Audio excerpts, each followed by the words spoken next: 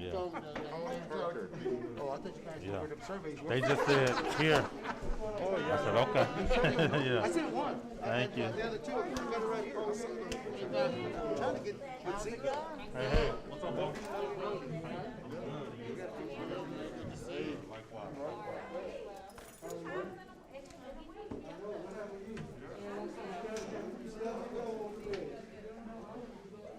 Burning building, orphan. He saved all of them.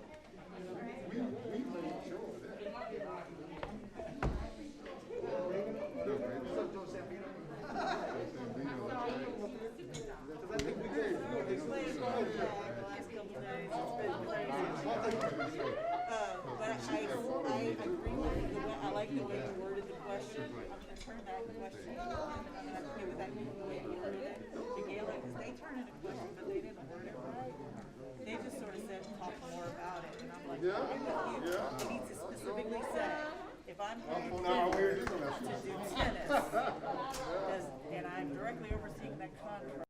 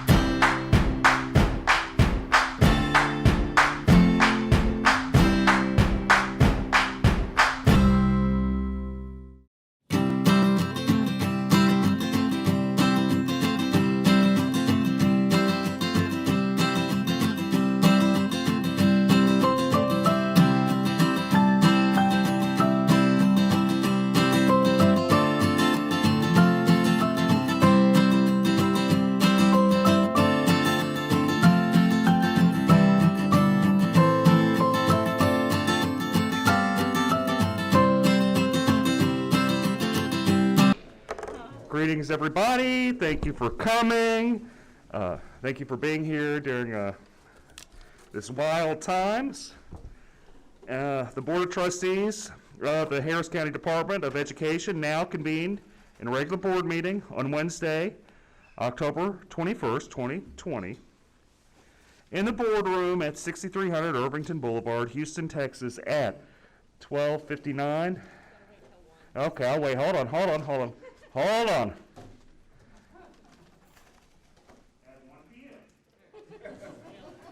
See, okay. Early bird gets the worm. Okay, I wish to extend a warm welcome to everybody. Thank you all for coming. These are crazy times.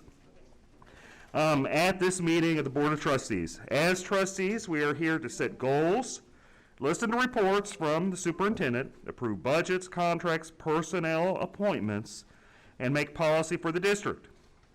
We all know it's not the role of the board to make day-to-day operational decisions, and frankly, none of us want to make day-to-day operational decisions. The management and day-to-day operations of the department are the responsibility of the superintendent. We have policies and procedures in place to resolve concerns and issues. This is a public meeting of the Board of Trustees, not a meeting of the public. Prior to this meeting, board members received information related to items on today's agenda. Agenda items will not necessarily be handled in the order listed on the notice.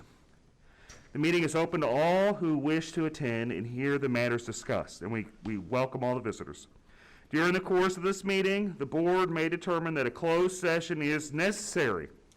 In that event, the board will meet in closed session to consider matters duly posted for this meeting as permitted by sections 551071 to 551084, inclusive of the Texas Government Code. I respectfully ask that you please refrain from talking while others are speaking, and that cell phones are turned off or in silent mode. Thank you for taking this time. Thank you for taking time this afternoon to join us, and for your interest in the Harris County Department of Education. Okay, I've got through that. So let's see what we're doing today. Okay, I imagine first we're going to start with the invocation by Rich Vela. Good to see you, Rich. Good to see you. All right. Bow your heads. Dear Heavenly Father, we give thanks for this day. Give thanks for bringing us all here together. Give thanks for the many blessings you give each and every one of us. Lord, we give thanks for the Board of Trustees, and we ask that you guide them today as they make decisions for our organization. Lord, we ask that you watch over all of our kids and their families, and we ask that you watch over all of our co-workers and their families as well as we struggle through this pandemic. We ask that you watch over us and take care of us, guide us, bring us faith, hope, and strength. In Jesus' name we pray. Amen. Okay, while we're up, let's do the Pledge of Allegiance to the U.S. flag by Charlotte Manning. I pledge allegiance to the flag of the United States of America and to the republic for which it stands, one nation, under God, indivisible, with liberty and justice for all. Honor the Texas flag. I pledge allegiance to thee, Texas, one state, under God, one indivisible.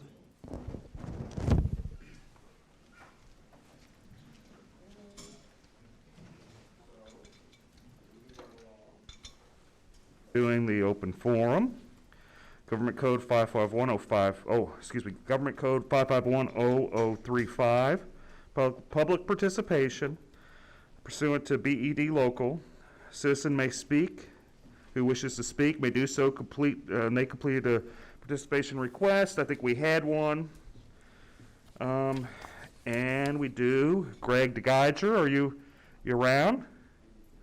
We look forward to hearing from you.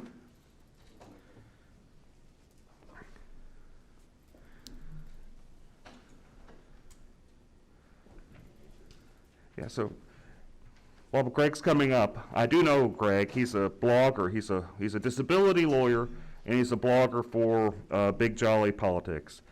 And I'm always happy to see you, Greg. Thank you.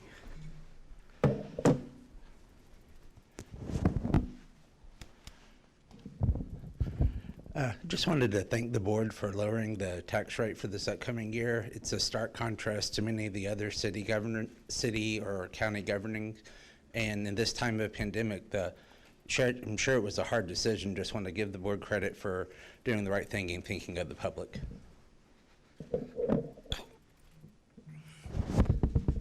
Is there anything else you'd like to add, Greg? No, sir. Well, thank you for your good work. And I think, I'm very proud of this board. I don't think it was that hard of a decision. We think things out, we're rational, and I think we made a collaborative decision. And I think we did a good job. I think we did. My personal opinion. Hoping some other board members share it. Okay. So let's continue. Reports and presentations. Rich, do you have a report from the update on maintenance and operations? I do, yes, sir. And I'd like to welcome to the podium Mr. John Prestigiacomo, my maintenance director, as well as Javier Lara. He's our operations manager. Also, I want to acknowledge some of our other staff. Julie Carson is our operations coordinator here at Irvington, and some of my maintenance staff is also here as well. So I want to tell them thank you for all that they do. We appreciate you. I'm going to turn it over to John. Thanks, sir. I'm John Prestigiacomo, the maintenance director. And I think you know who, like Rich said, the people are on this screen. But first off, I wanted to just mention about the people who aren't on this screen. Rich kind of just did that right now. But I personally would like to thank all the men and women in maintenance and operation for working tirelessly over the past 7 months, from cleaning and disinfecting our buildings to delivering supplies to our schools and Head Starts, and organizing the endless flow of deliveries in and out of our warehouse. These people truly deserve a round of applause, and I just wanted to give it to them.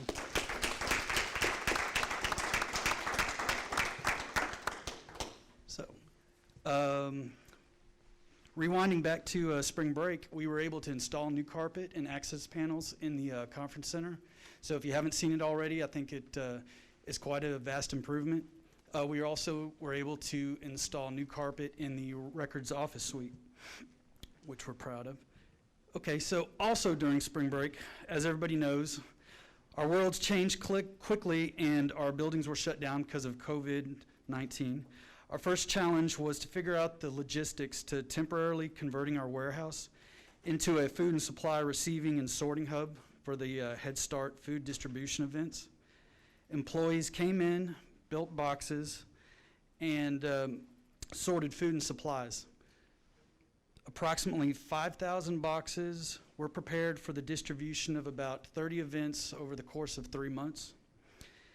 And I would also like to thank Curtis and Records for allowing us to use their box truck throughout all these events, because otherwise we wouldn't have been able to get it done.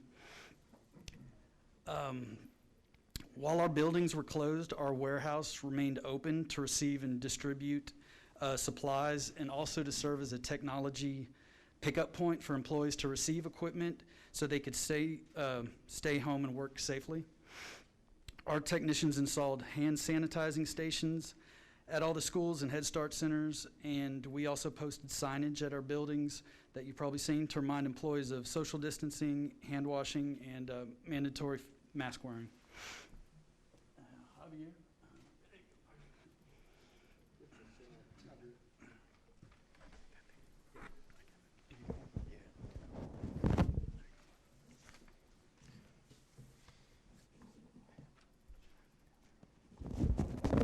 How are y'all doing, everybody?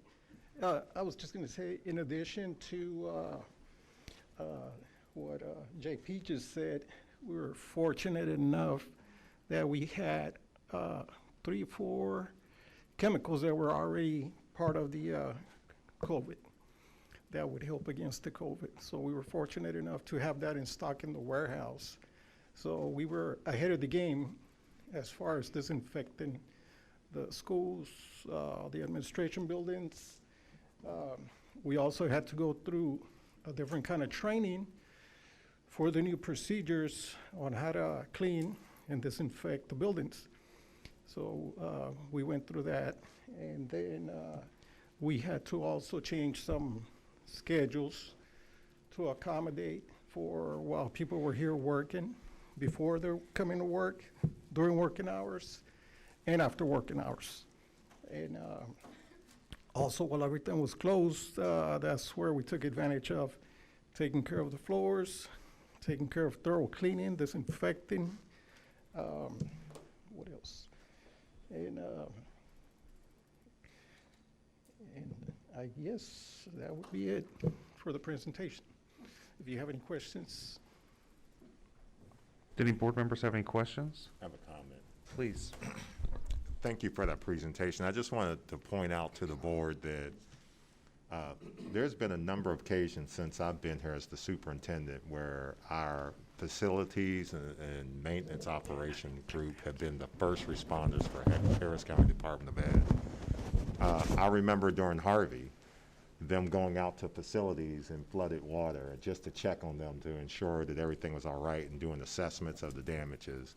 Even with this pandemic, when I was sitting in my house and many other people were sitting in their house, we had our maintenance and facilities people out at facilities, you know, just to ensure that the property was up to par. So I truly appreciate everything that y'all do. Y'all have done an outstanding job. They have been hyper responsive to ensuring that the facilities are adequate for the adults and for children to come back. And ironically, prior to Harvard even happening, we already had a company called Germ Blast come through and sterilize really all of our facilities at the request of Mr. Vela. So I want to recognize them once again and give them a hand. They've done a great job.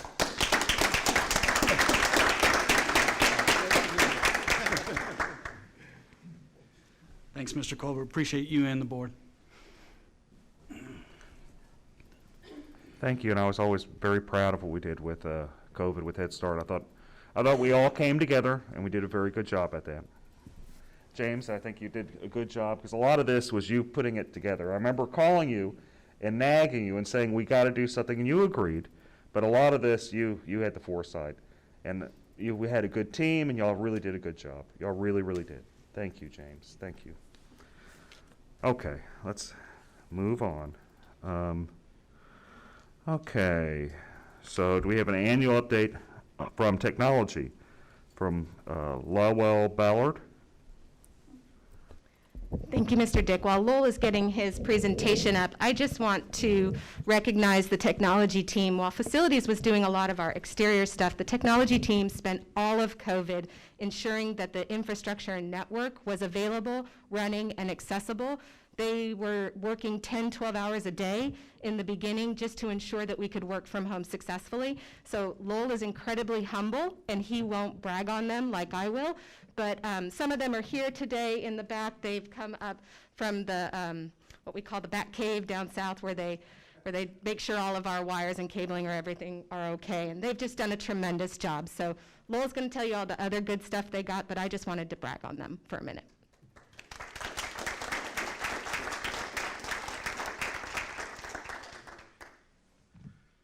Yes, and I will second that. They did a lot of work in the last 6 months. So we'll go over today 4 things. Introduction of who we are, if you're not familiar with IT services, and then some of the accomplishments, including what we had to do with COVID in the last 6 months. And then I'll talk a little bit about the strategic direction and some upcoming projects. So here's how we're structured. We have 3 groups in IT services. So we have applications and operations and the service desk. Most people interact with us may only see the service desk, but the applications and the operations group as well are behind them, supporting them and helping keeping everything running. We also last year hired an information security officer, so we're gearing up and enhancing our security as much as we can. This year we're hiring an IT trainer, because as you'll see, a lot of the things with the new technologies, we can set up the systems, but there's a lot of new capabilities that each individual employee can use, and it takes a lot of training. And then we have Simone is the assistant for the division. This is a picture of the leadership team for the division and in Teams. So we did a lot of the work remotely in Microsoft Teams and Zoom. So we got very comfortable doing this. I think we started out with almost daily meetings, and we went to twice a week, and now we're down to 1 a week. But this is how we ended up managing for those 6 months. This is a picture of most of the team, not all, from our team meeting last year. We've had a few additions and a few retirements, but a lot of them are here today. With all the new projects, we don't want to forget the service, the ongoing service, the day-to-day that takes a lot of the time of the division. And these are the 4 service objectives that we measure. And I just wanted to show them, to show we are meeting our 4 objectives. And I want to point out, this was created about a year ago, and one of the objectives was to bring more of our forms online. So even though we had a modest goal of 22 just to get started, 22%, we're pretty much all our forms are online now. So we did. So it shows that we were planning ahead. A lot of things we had to do for COVID were things that we had to do quickly, but they were easier to do because they were already in the plan going forward. So one of the things we were doing is moving the files, all the files for the divisions online into OneDrive and SharePoint, so they're remotely accessible on people's phones. It's a lot easier than the other methods of coming in. So that was well along the way, and there was just a few divisions we did after COVID, but most of the divisions were done even before then. Adobe Sign, we, same thing, you saw the objective on the previous slide. We had set up accounts and were testing Adobe Sign before COVID. So when COVID hit, we were ready just to go and get those all going. We set up, just before spring break, a remote access website, because we knew that there was a good chance that we might not be coming back soon. So we started adding more and more information so people can know how to access things remotely. And that's grown fairly big now. VPN access, that's the typical way that people access their workstations and other applications from home. We had that set up previously, but right before spring break, we opened that up to all employees in preparation for that. And I mentioned work at home. Teams and Zoom are a lifesaver, as you well know. So we had the service desk and staff working with you to get the board going on Zoom. And then internal work, we've been both Zoom and Teams.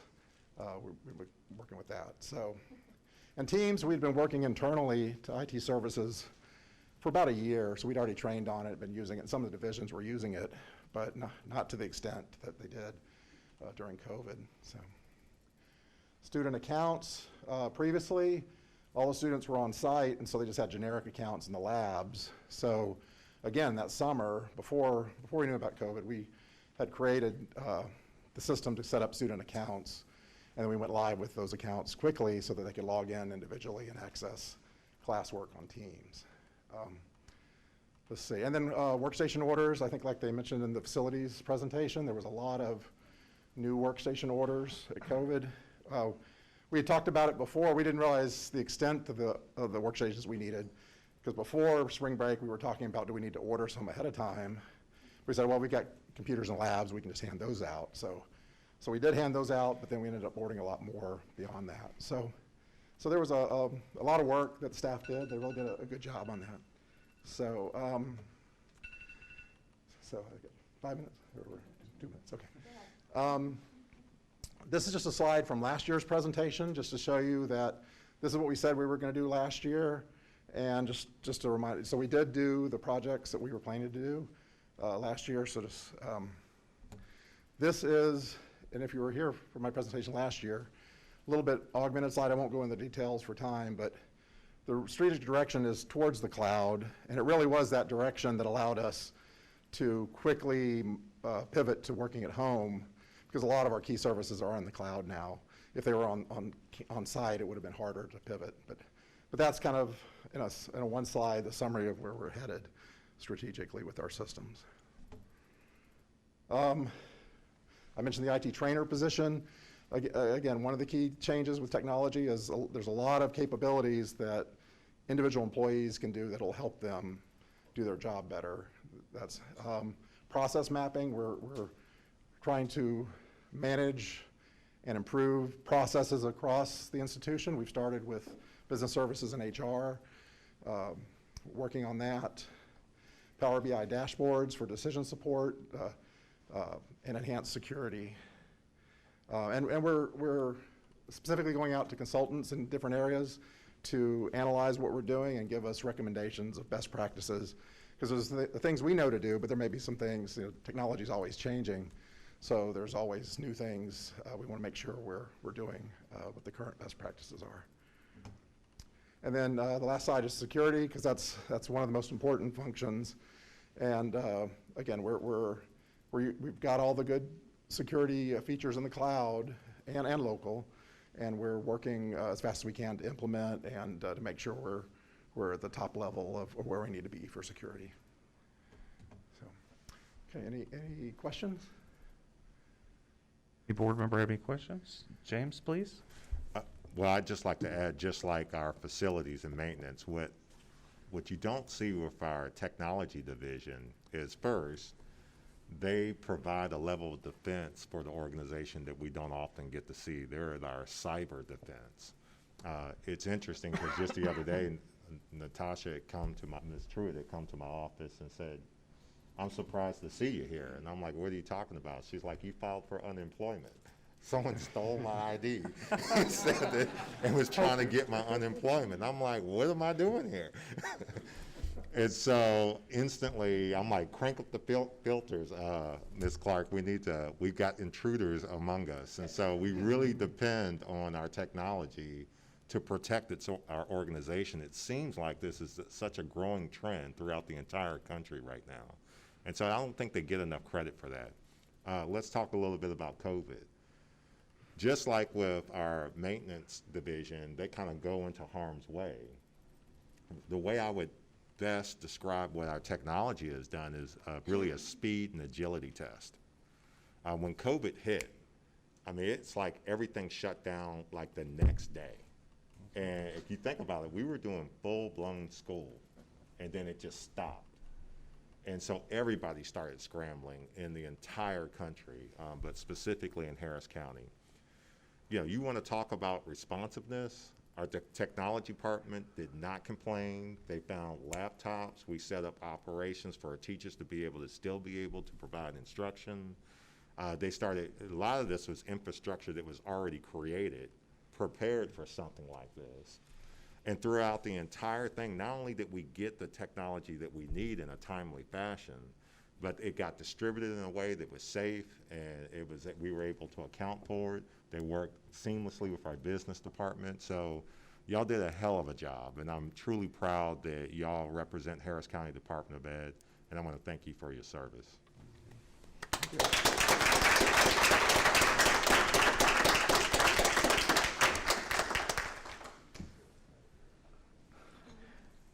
And I hope we don't see you going on the unemployment line. Yeah, that'd be very sad. You've done a lot of good work here, James. Okay, we're going to go to Recognition of Principals Month. Well, that sounds wonderful. By Jonathan Parker. Hello. You forgot your hairnet for the mic. Before we get started, I just want to say I want to send a quick comment to Dr. Moten. You got too much ink on these masks. It's hard to breathe.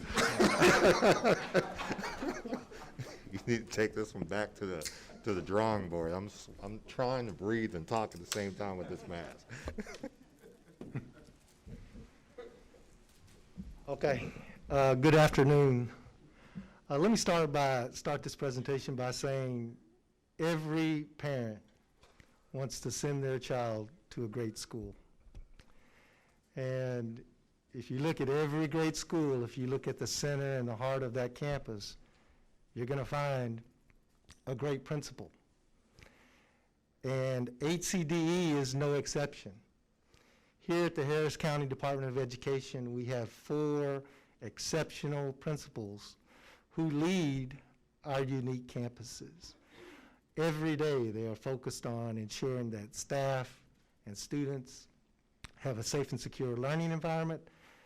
They're focused on providing high-quality instruction, and they focus and model excellence every day. And so October, of course, is Principals Month, and we're taking the time today to recognize the efforts of our principals. And so at this time, I'd like to share, better yet, I want to hear from the principals. Look at them. But we're going to hear from them via video. So please watch this video.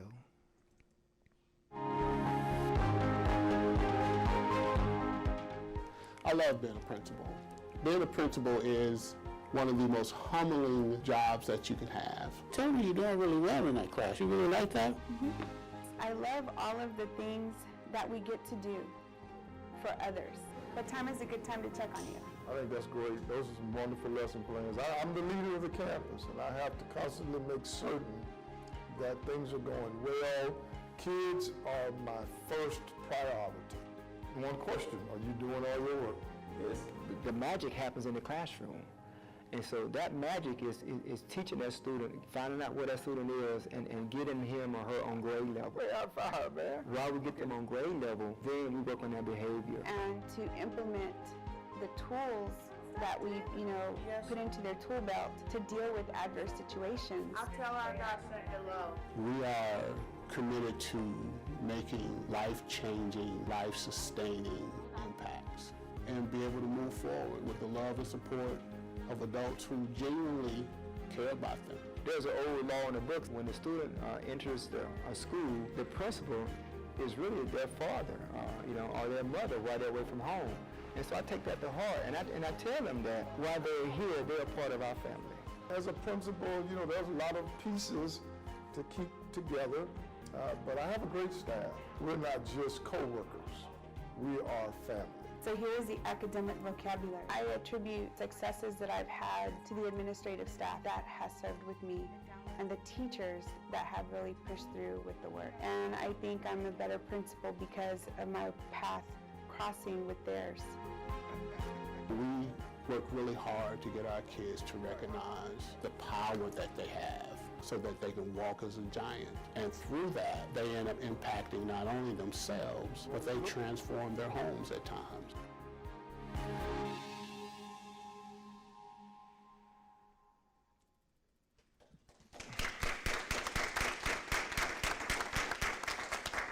Thank you to our communications team for putting that awesome video together, and let's give our principals another round of applause for the work that they do.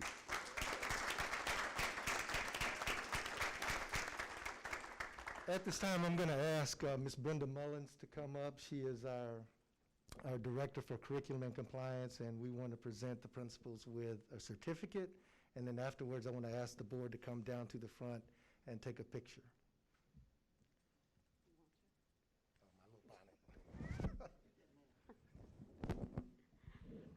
Okay, to introduce our principals, we're going to begin with Academic and Behavior School East, Dr. Donna Trevino-Jones.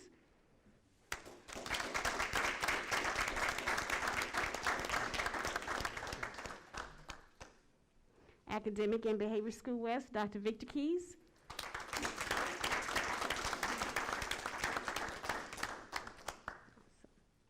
Fortis Academy, Dr. Anthony Moulton.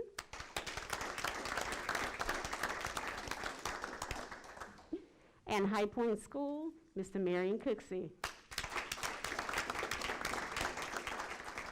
We thank you for your leadership and devotion to the kids and the campus, so keep up the good work.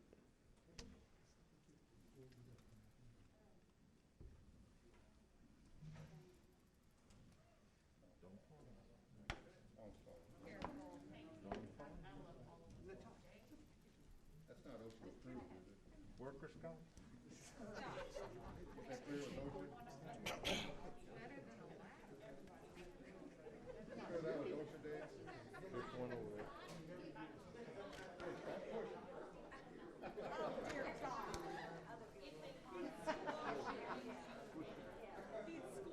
Dr. Keys, Donna, if you'll kind of move on the other side of Brenda. Yeah. All right. All right, if you're holding your plaque, kind of push it, point it forward towards me instead of back. There you go. That way I don't catch the reflection of that. So, all right, everybody's in. All right. Come on, you guys, smile. One more time. Here we go. All right, thank you.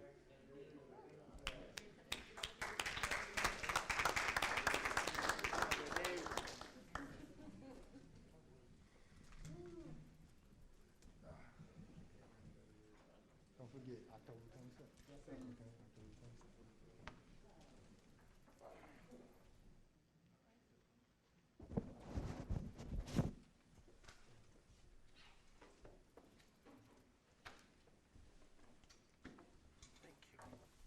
All right, that was fun. Okay.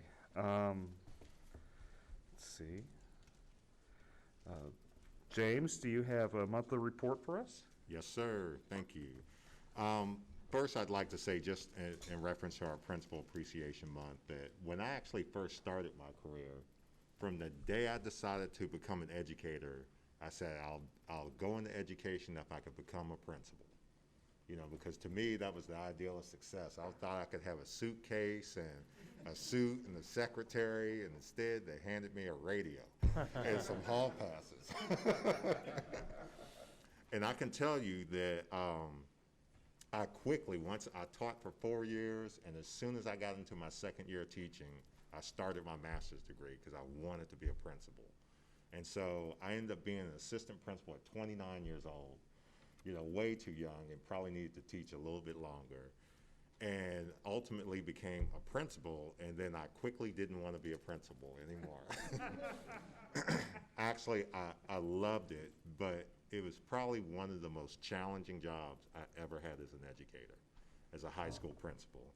And I was telling someone probably a month ago that so many of the skills that I rely on as a superintendent have derived from being a principal, because it's literally like being a superintendent of a campus.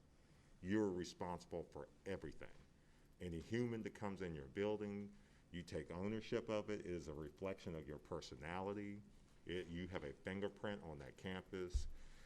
It is a significant role and responsibility. And to this day, any campus I walk on, no matter where it is in the country, the first thing I do is I introduce myself to the principal out of professional courtesy, because I know that person is responsible for me and for anybody else, and it's professional courtesy. So one month out of the year maybe is not enough. I don't think they get as much credit as they deserve, but I appreciate our principals. We have 4 great ones, and they're not always easy to find, the good ones, and they're not always easy to keep. So we were very fortunate to have 4 good ones among us. So thank you once again.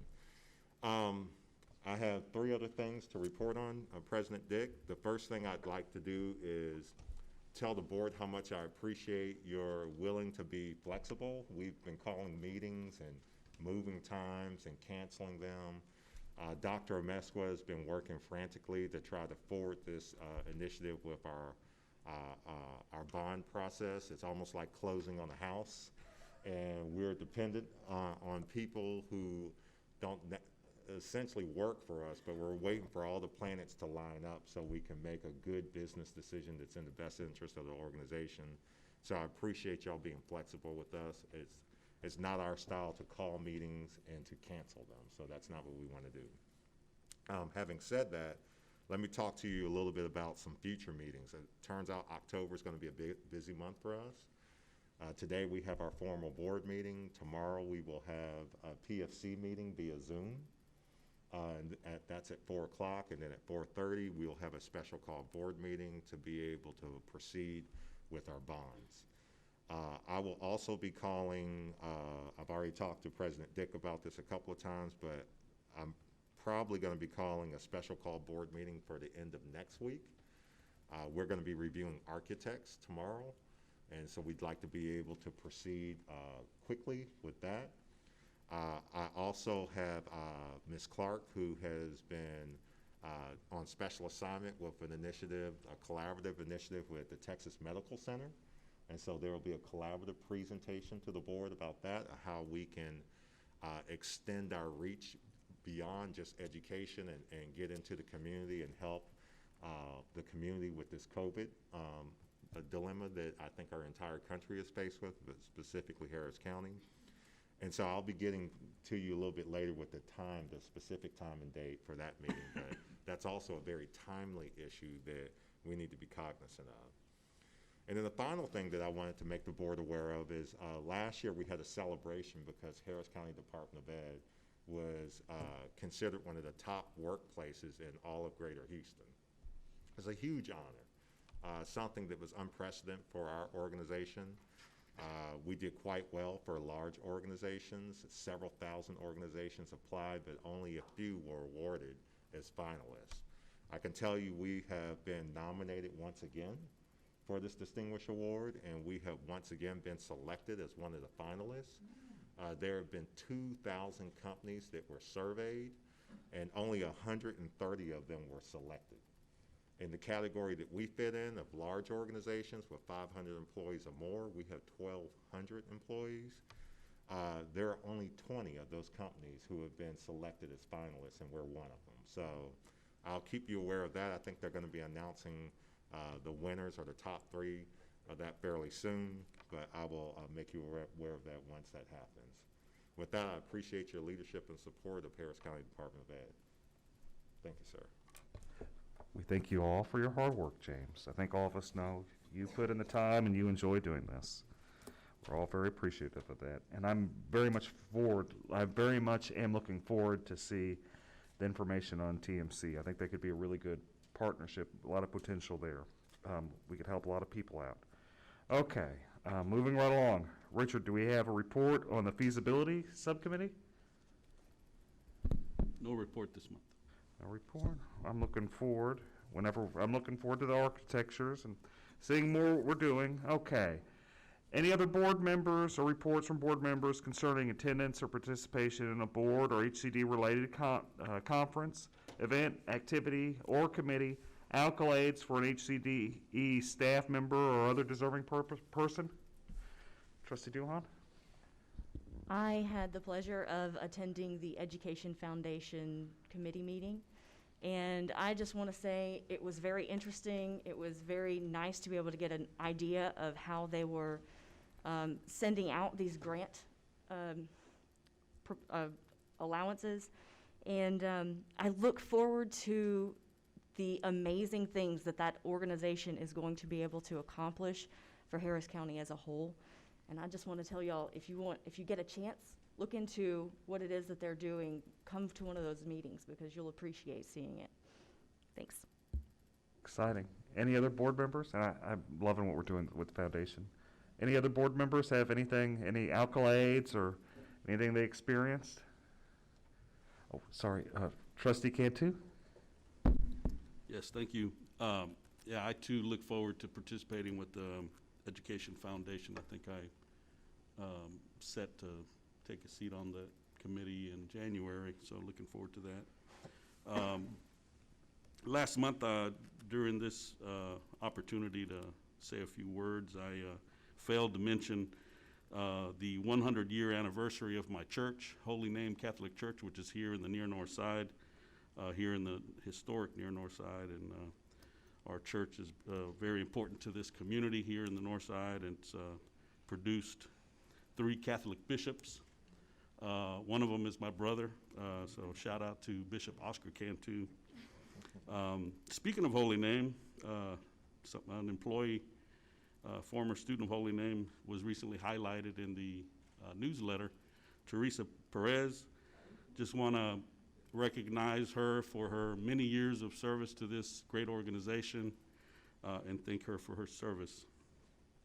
Also in the newsletter, I read with interest about the partnership that the Adult Ed Department has in producing certified medical assistants.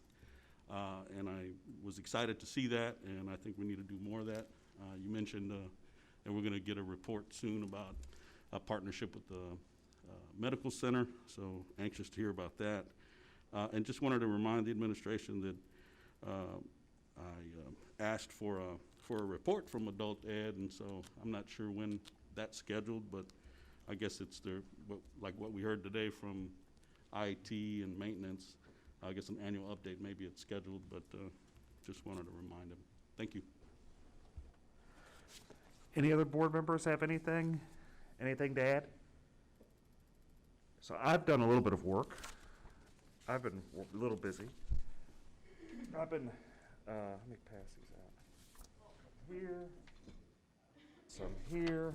So what these are is I have a pretty decent sized LinkedIn following, and I set up a series of automated emails asking my friends on LinkedIn what they thought the department should do, what their opinion is of the department. And they give different opinions, and they're fascinating opinions. So this is here. I couldn't share it with you except either in a meeting or through Melissa because of issues we have with walking forms, but I thought some of the responses were interesting. So that's what I've been doing. One of them, which I think Skip he's a little negative, but he says he's a little negative, but that's okay. He knew Don Elder, but he says one thing that we can do is try to work on more visibility for the department, and I agree. But some of the other people, they're mostly interested, and this is just a small amount. I've received a good many. Thank you all.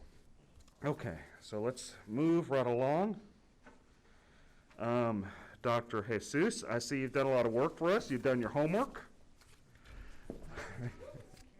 We okay? I look forward to you showing us what all good work you've done. Thank you. So the first report that we have are the financial highlights for the year. For the first month of the year, September 30th. I forgot my thing over here. Here we go. So you have a copy of our annual budget. It is posted on the webpage for every year. We just print, selected few copies, so we provided you a copy of that.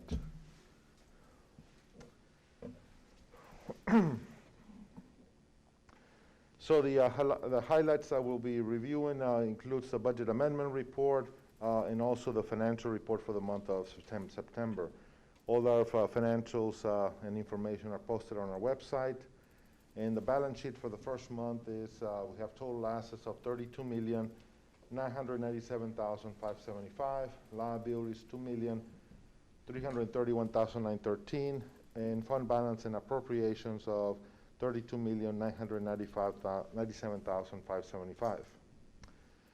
Our fund balance that we started the year as of 9/30 is $21,511,882.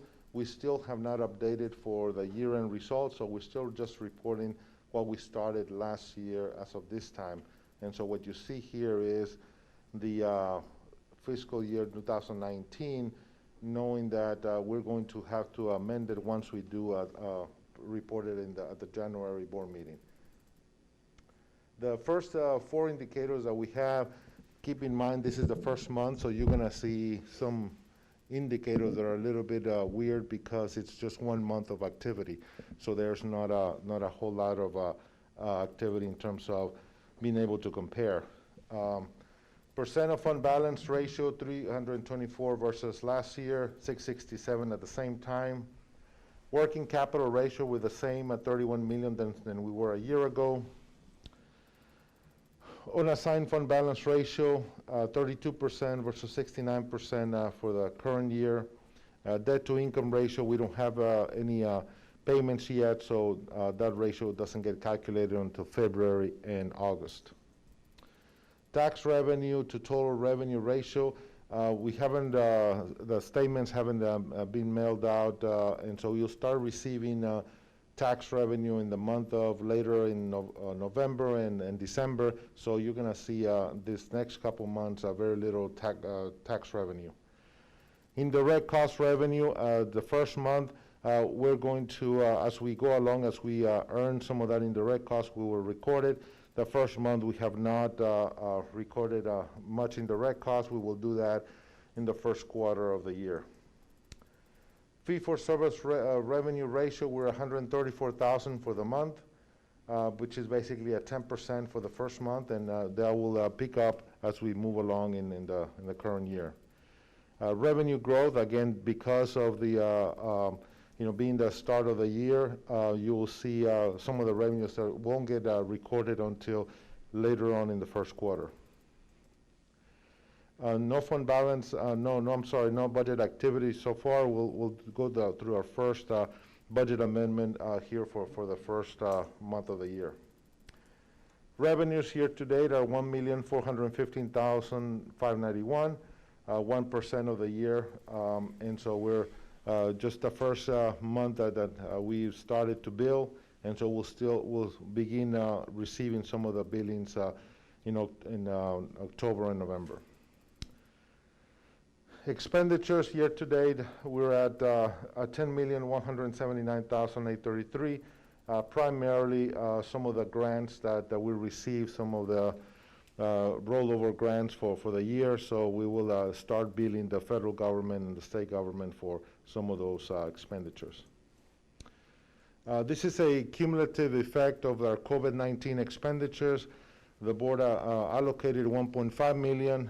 We've spent year to date of the general fund $326 and $50. Encumbrances that are still outstanding are $205,000, and we still have $968,000 available for any additional COVID-19 needs that we may need during the course of the year. We received also a COVID-19 grant for Head Start, $1.1 million. We've spent $304,000. We have $302,979 outstanding, so we have a balance of $1,697,178 in the Head Start COVID-19 grant. Now, this grant can only be used for Head Start; it cannot be used for anything else. So, but it helps being able to get our Head Starts ready for getting back to the classroom. Donations for the month were for $1,408. Last year we had $61,099 in donations between cash and in-kind. So for this month, we had some donations for AB West, TLC, CASE, and therapy. Our values, the first month, September, we see that our values certified are $478 billion. We still have $32 billion left to be certified later in the year. So our projected is that we're going to be at $511,708,216,703 if everything gets certified between now and the end of the year. So looking at that, basically the impact would be so far, depending on the scenario, between 33,000 and 503,000, depending on which values end up to being certified. Collections, again, because that the taxes notices have not gone out, and that they will be starting to be coming in the month of October and November. We have $593 in taxes. Current month, we paid $44,228 for the appraisal district fees for our quarterly payment. Again, the collection rate is the first month, so that will pick up in the next couple months. Our disbursements for the month, which all the detail is posted and also in your packet, $1,986,978, 300 checks, 634 transactions, and 6 transfers. The first month of the year, we have education certification, benefit variance at $3,991, records management minus $73,265. As we get started, all these amounts will even out as we start getting more billings. Schools at $1,355,110, and then choice at $18,156. keep in mind that these are included of encumbrances, so some of these expenditures include encumbrances that have not been paid yet. So those will, the month of October and November, you start seeing more positive numbers in the subsequent months. Budget amendments for the month, we have general fund, $263,636, special revenue of $2,235,382, and facilities of $152,842. The first one is because of our increase in property and casualty insurance, we have to amend the budget to increase the allocation for insurance into the facilities department. We're also rolling over some encumbrances to the new year for several divisions, totaling the net amount of $125,204. And then we have a number of grants that are rolling forward that where we estimated a placeholder for the grants for the new year, and in some cases, if you see a positive number there, it means that we're increasing the grant. If you see a negative number, we're reducing it because we've already spent some of that money in the last fiscal year.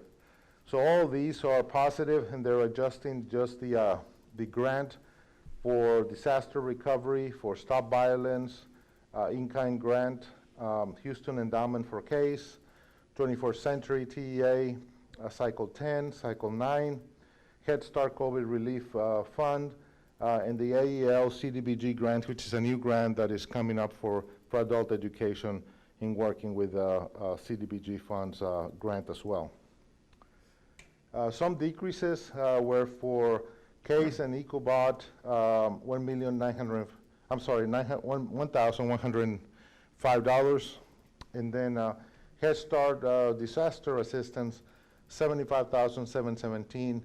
Because of the change of the fiscal year, we're reducing the placeholder in the new year. As I mentioned, we're also amending the facilities fund, our internal service fund, for the amount of the health insurance, for the property and casualty insurance increase, and that's a transfer into the facilities fund, $138,432, and then a roll forward on some purchase orders, $14,410 for the facilities fund. Our educational foundation as of September, the financial position is $980,155 in current assets, in the same as equity for the foundation.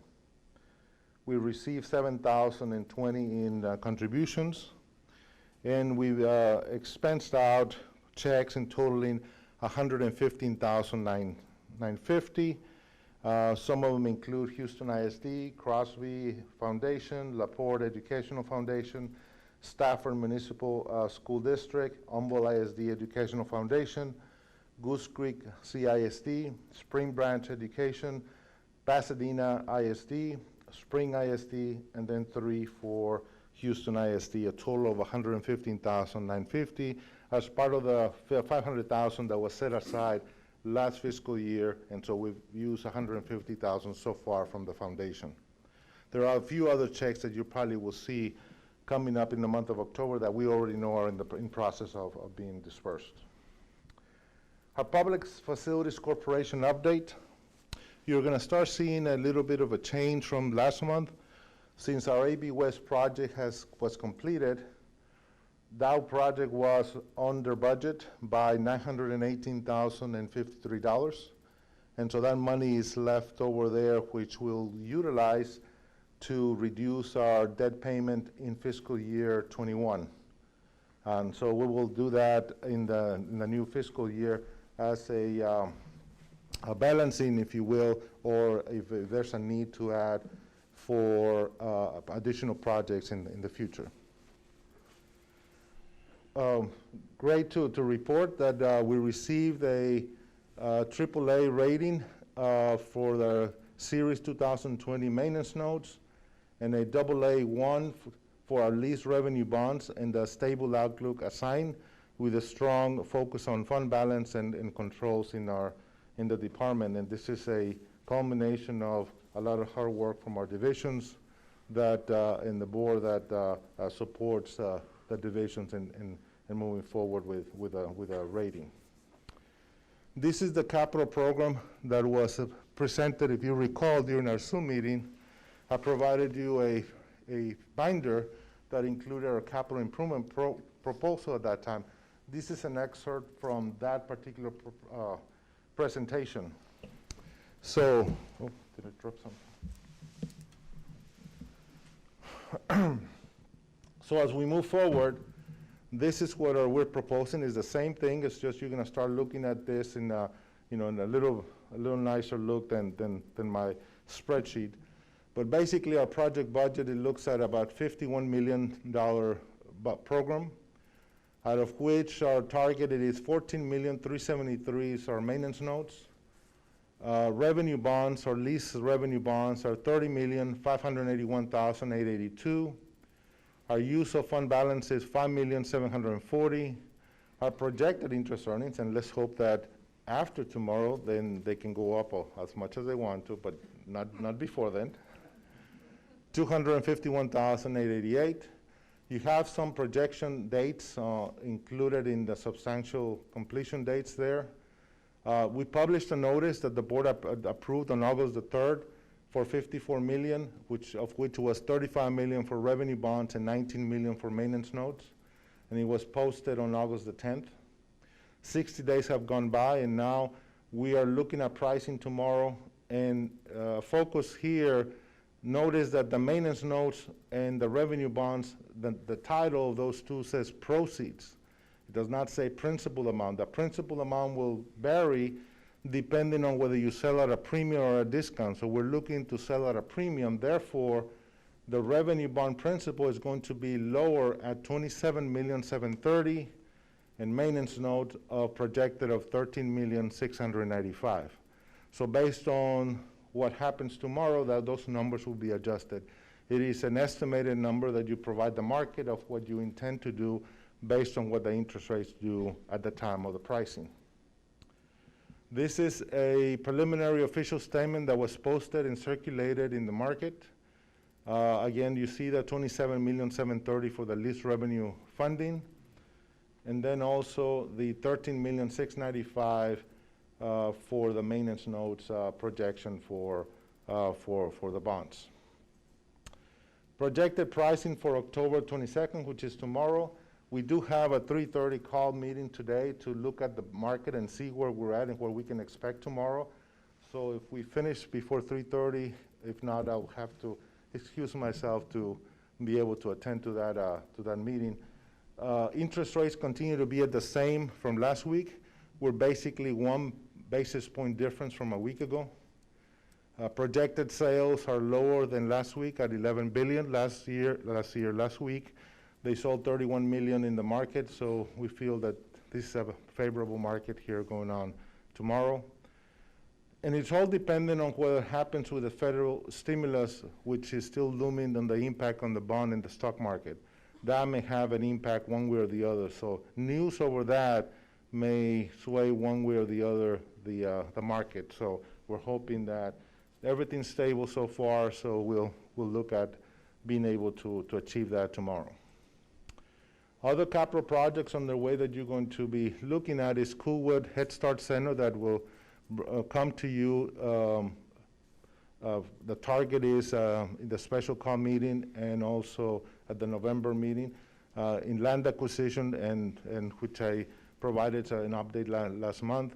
And so this is fully funded by HHS, and so we're looking at continuing with that project. It's approximately, correct me if I'm wrong, Rich, about 11 million. LaPorte Head Start, again funded by federal grant and construction funds, approximately $600,000. And then some pending maintenance projects that we undertook last year that we had to roll over because the fiscal year changed as of August 31st, and that's the NPO elevator, the Fortis HVAC and fence, and an AB West playground. Those are going to be finishing off here in the first quarter, and those will be done and then completed. That's a report for the month. Any questions before I go into the investment report? Does anybody have any questions? Any trustees have any questions on the Trustee Cantu? Yes, Dr. Mesqua, you mentioned the tax rate or the bond rating, and Yes. congratulations to the administration, to your department specifically on, I'm sure it has a lot to do with how this department is run, but I was wondering, does the tax rate factor into that? What factors into it is a combination of our ability to secure the payments for the maintenance notes, and so the tax rate does, because maintenance notes are backed by taxes. The tax rate collections also have to do with the rating. But when they look at the credit, is they look at the ability that the payment streams are, and our ability to pay those, and what kind of reserves we have and leverage do we have to make those payments. We have a 10+ coverage on the maintenance notes, and we have a 5, I believe it was a 5 point something, 5.1, I believe it was, coverage on the lease revenue bonds. So with that coverage is basically the banks saying the risk is minimal because we have the ability to cover the payments throughout the length of the bond. Okay. I was hoping you were going to say that because we lowered the tax rate, they looked upon us as extra favorably, but. I think that the fact that we have capacity between the 0.4993 and the 1 allows for that to be viewed as a positive, that you're not reaching capacity, so that just basically adds to the ability for the department. And the fact that it is Harris County, that is $511 billion that you tax is not a smaller number. And then the last one is it 2 bond issues? Is it construction and maintenance? Or Yes. is it considered one? It's 2. Okay. A maintenance note bond and a lease revenue bond. And you were quiet. Well, you kind of slipped it in, but I heard. Make sure I heard you right. We're almost $1 million under budget for AB West. You said that right? It Yes. was like 900, almost $1 million. It was like, right. Yeah, I thought I heard that. I was like, that's $981,000 under budget. I was like, he just kind of slid that in real quick. I just make sure I heard that right. Yes. Okay. No, that's right. Okay, just making sure. Good job. Yep. Well, we have, again, a favorable market and also management that oversaw the project, and Mr. Vela's crew, and be able to monitor the activity. So we're looking actually to replicate that into AB East. Let me go into the investment report at this point in time. Please, and I'm assuming no other trustees have any further questions. Please, Dr. Jesus. Thank you. The investment report, it's a certified investment policy. Our report is posted on our webpage, and we have a total of $35,011,363. Again, the $952,000 plus is for the PFC monies that we have, monies that were left over from the project, and then we have general fund, workers' comp, and all the different funds that are part of our portfolio. We have a diversified portfolio, 27% in Texas class, 17% in Texas Star, Chase 5%, Lone Star Investment 24%, and 20% investment pool. But the 94% of that is basically in cash overnight at this point in time. The $952,000 are at the investment pool, and then they were moved to the Texas Bank, Bank of Texas. We will be moving that to Texas pool because we won't need to use those anymore, so we'll be moving those out. A change from a year ago, minus 14% or $5.6 million, and that's because we used the monies for the PFC to build the project. Everything is pretty much overnight, $34 million. We've earned so far for the first month $3,432. This is probably one of the lowest months all time that I've ever reported how much we've earned in interest rate. And so we have also our values are the same as our market value. We're earning right now 0.16%. which is we're almost paying the bank, if you will, because it's so low. The benchmark is 0.095 for a TBO. As you can see, the rates on what happened, the historical rates that were low, and then they started really going low after February, March, and you see the trend and through the pandemic and how that affected interest rates. This is what we're earning on the average. When we look at all our investments, we look at, well, where can we move money around so we can make more money? Well, if you look at from 0.07 to 0.15, you're like, well, I may actually make 6 cents more if I move it from that pool to this pool. So it's really not worth really moving them around because you see the difference between them is very minimal. So what we focus is on the safety of capital, that we make sure that we preserve the capital and that we do not jeopardize the principal. That's our report for the month. Any questions that you may have? Do any board members have any questions? I do have a question, Dr. Mesqua. You mentioned how very low the interest is that we're receiving on the money that we have saved. This might be a good idea to look at other capital projects. I know since the interest is so low, and I imagine the bond rates are low too. Well, the bond rates are low, and so we may look at something else in the future where we have 5 projects that are are going to be starting soon, and so that's a lot of activity for now, and but we'll see how long does those interest rates remain the same or remain at this level. But if they continue, I guess you're saying, I understand. Thank you. Okay. So, let's see where we are. I think we're moving right along to the consensus agenda. Does anybody have anything they would like to remove from the consensus agenda? Yes. On. I would like to pull E2, please. Okay, E2.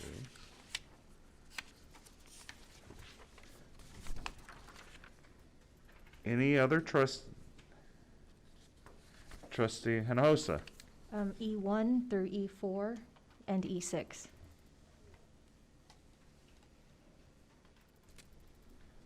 Any other trustees?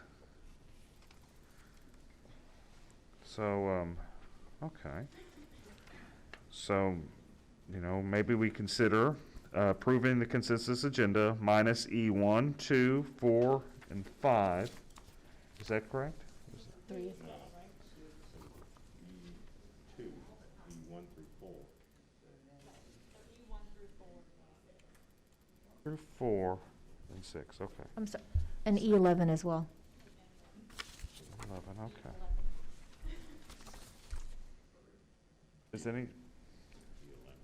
Does any trustees have any other items they'd like to remove from the consensus? Okay.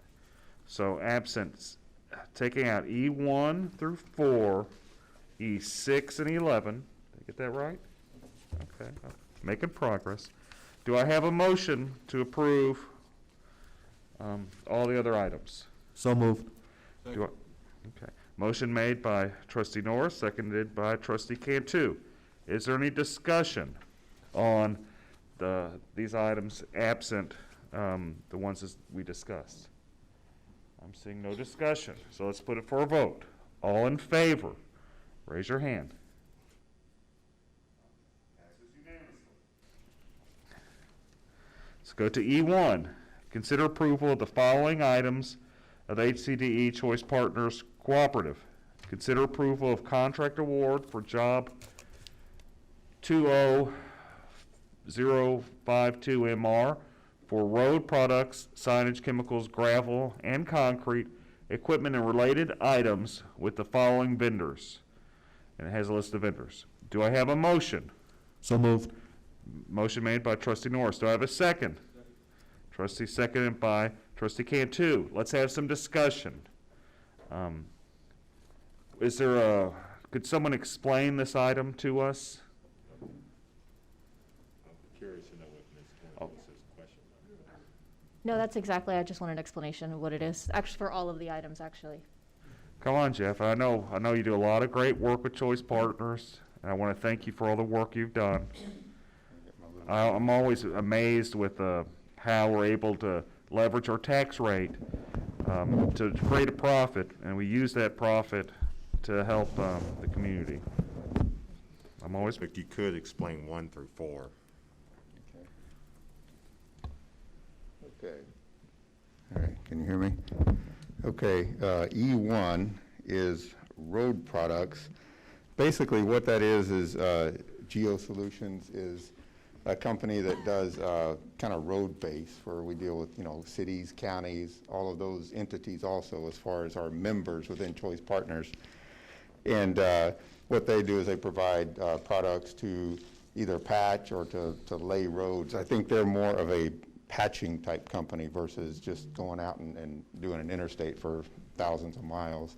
So when, our lovely Texas summers, when these gravel roads or the tar roads or whatever might have potholes, and that's one of our favorite terms around Houston.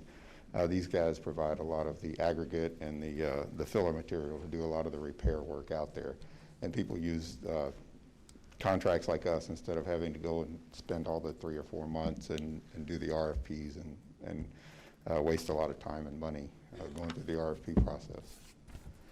Okay, 2 is Executive Threat Solutions. They are our HCDE, Rich probably knows these guys as well or better than me, but they're our HCDE security company, and they utilize our contract on there. And it's, if you notice, number 1 is a contract award. That's an initial award. That's year number 1. And you can tell because the first 2 digits are 20, which is the year.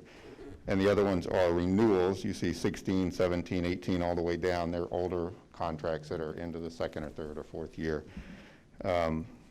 So that's number 2. Number 3 is M&O parts and equipment, maintenance and operation parts and equipment. These are guys that supply parts for HVAC, for electrical, any of the maintenance type things, filters, things that you'll use back in the facilities and the plant within schools or any of the buildings, any of the structures. As far as it's literally just plug and play type items that maybe a distributor or someone like that might have, like Johnson Supply. It's Johnson Supply and Equipment, DBA Johnson Supply. They're a supply house, and these guys like to, instead of always having to rewrite quotes and if it's large enough to go out for RFPs, the same thing. They use a cooperative contract. I always use the analogy as a book on the shelf. They basically take the book off the shelf, they get the page, they get the price, and it's already, we as Choice Partners have already done the legal and competitive aspect of the bidding process. All they're doing, they've got pricing or they've got discounts or they've got some type of pricing schedule that the vendor has submitted to us, and they go in and they can get things done a lot quicker by using our contracts instead of having to kind of reinvent the wheel and go out and get pricing again or kind of start all over and have to get a bunch of quotes or either go through the formal RFP process internally for them. We're basically kind of their internal RFP process, and they work with us on the interlocal agreements, which is a government-to-government agreement allowing them to use our contracts. I hope I'm not being too basic, or does that help anybody? I think you're doing a good job, Jeff. I think you always do a good job with Choice Partners. All right, thank you, sir. 4 is a lot more of like the security companies. The easiest way for me to explain that is everybody knows what a Brinks or a Dunbar truck is. In every school, they have schedules where they have to go from school to school because they have cash that comes into the school or whatever, possibly through the cafeterias, things like that. And they can't just let it sit there, so they have to have it picked up. So these Dunbar and Brinks and some of these other guys will go through that, the same exact process. They're using our contract as a much more efficient method of procurement than kind of reinventing the wheel and sending out their own RFP and waiting 3 or 4 or 5 months. And that's why you see all these things that are multi-awarded. You know, we're basically offering them a Ford and a Chevy and a 3 or 4 different types of items to choose from. They may have a preference, or someone may be geographically that's not on here. Some of these guys are in Houston, some are in Dallas, some are national. So they're all over the place, and that's why there's typically multiple awardees, contract award holders for each of our contracts. Okay, so then the last one was number 6. 6 and also 11. 11 also, okay. 6 was the fleet leasing and management services. Okay, again, without being redundant on the process or using this as a method of procurement, but these two companies, this is a renewal, it's 1 year old, and Enterprise Fleet Management and D&M Leasing are people that go out there and for the, whether it's, the 4-door cars, the F-150 trucks, or whatever that maintenance might use, or whatever. A lot of these guys have put together programs where instead of going out and buying new cars all the time, you basically lease them, and it's like that commercial says, I think D&M, it's like you only pay for the good part of the car. They get a lease at a lower rate. They don't have to capitalize a lot of things. They can expense a lot of items off. I don't know all the finances. This is probably a Jesus question, but they can treat them more as expenses, and they'll have a car for 3 or 4 or 5 years, and they've done all the research, and they've said once a car gets to a certain age, it gets much more expensive to take care of, and so a lot of these leasing programs are out there for members that we deal with, the school districts, the cities, counties, things like that. So they have access to these type contracts also. Okay. Clear so far? Questions? Trustee Duhon? Yes. So I had been reviewing the evaluations. This goes back to E2. E2? It's for executive threat solutions. And I noticed that 2 of the 3 RFPs that went through showed that there was actually a company, that's Securing America, which scored higher on almost every subject, every category, except for relationship with HCDE. So the way that it looks, Executive Threat Solutions ended up with 86 points, and Vet Securing America ended up with 84.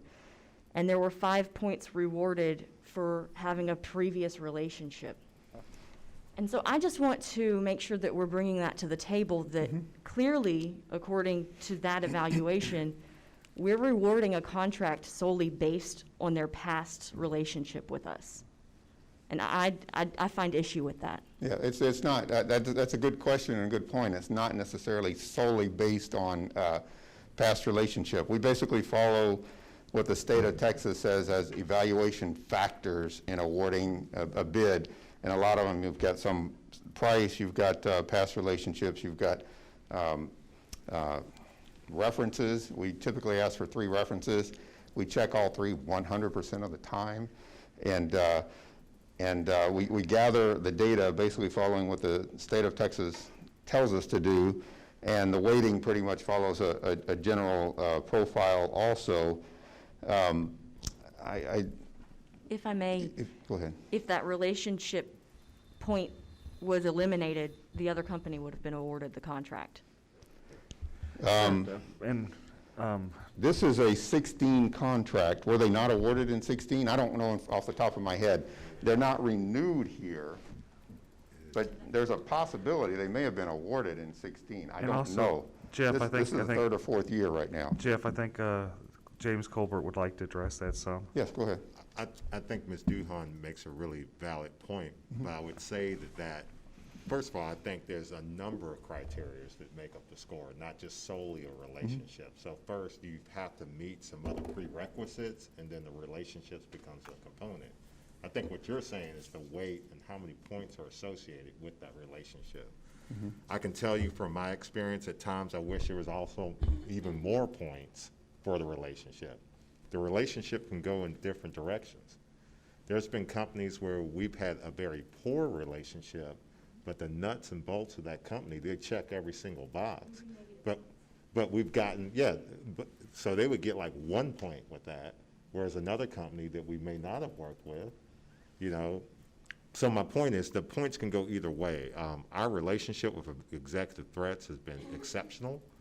And one of the things that I find beneficial about them servicing our administration buildings is that they know the employees. They know when someone doesn't belong in this building. We get the same officers every single time. I mean, I can look at the car that's parked out front and know what officer's at the front desk. And I find comfort in that. Instead of every single year going with someone who scored 2 points higher in all the criteria but previous relationship, and then we have constantly different officers rotating in and out of facilities who don't know. I guarantee you, Executive Threats knows what all of y'all look like. They know every board member here because they come up on this floor and they see y'all's photos.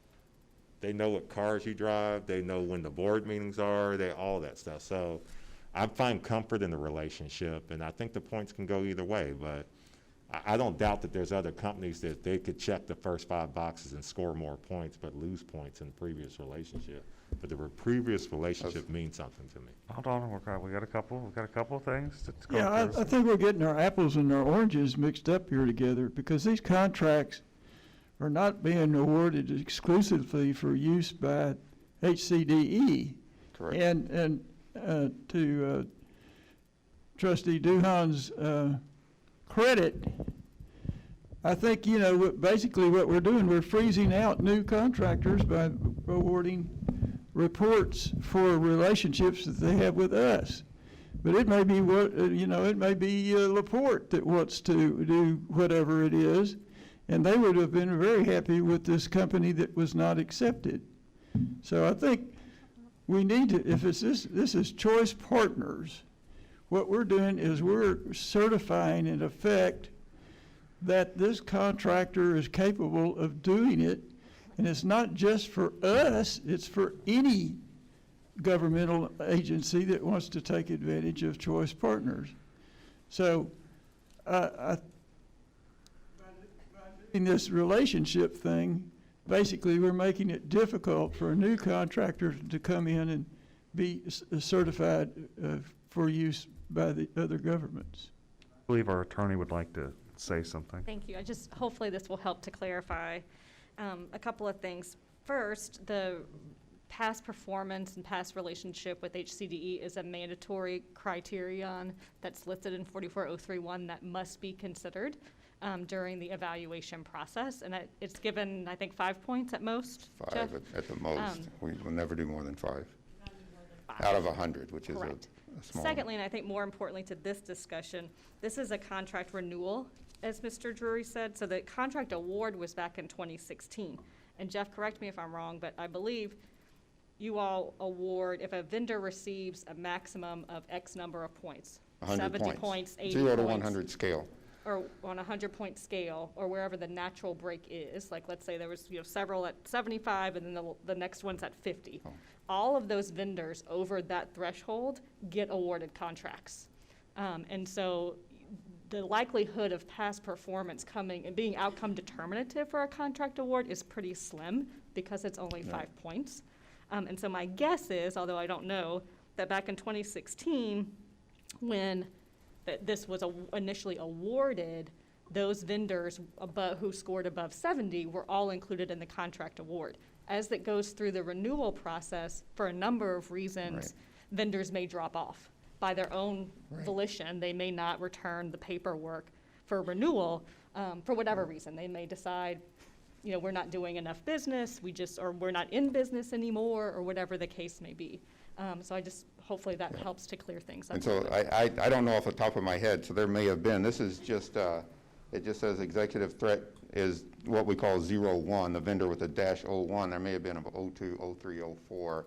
I don't remember off the top of my head. That's actually when I very first started here. But actually a little more to expound on Sarah is we try and always give quality vendors. I would probably push towards possibly awarding fewer, and I'm not saying that as a negative, but we want our members to know that we have quality vendors. And, you know, this is a discussion that can be hours long. I'd love to have it, but the board meeting's probably not the best time. But we're always looking to add, subtract, you know, new RFPs, what's out there in the marketplace. And as Sarah said, is that this one was awarded in 16. They may have been non-renewed for either not having any activity or not reporting over the course of the past 3 years. We take a look at that every year also, and we do it intermittently also, just to say, if these guys have a contract for 3 or 4 years, I mean, you as the board, we're supposed to be good stewards of money. Are we going to spend all our time on 15 or 20 vendors that may not be doing any activity with choice partners, not bringing any fees, or do we kind of contour the crowd and try and go get more quality vendors at all times? That's our exercise every single day, all day, is looking at things like that.